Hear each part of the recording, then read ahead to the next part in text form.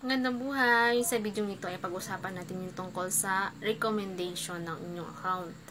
Nangyari ba ito sa inyo na hindi na-recommend yung account nyo pero wala naman kayong violation? Baka guys, akala mo lang wala kang violation. Pero ang totoo meron. Sundan mo ito, tara, tayo ay mag-linis ng account.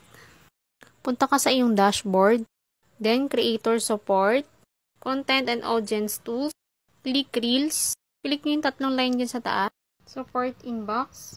As you can see, wala akong violation dyan. May violation ka, merong laman yung other, at saka yung your alerts. Kung nagawa mo na yung part 1 na tutorial ko, tapos hindi pa recommend yung account mo, ito isa ko pang alam na paraan na para magbura ng mga violation. Yan mo ito. Punta ka sa yung Facebook profile, then pindutin mo yung about. Diyan sa profile transparency, pindutin mo yung see all. Scroll down mo lang at pindutin mo yung go to add library. Then click system status. Tap mo yung see details. Yan, wala kang violation. Pag meron kang violation, color red yan, di color green. So, ayun lang guys. Sana nasundan mo at nakatulong. Thank you for watching. God bless.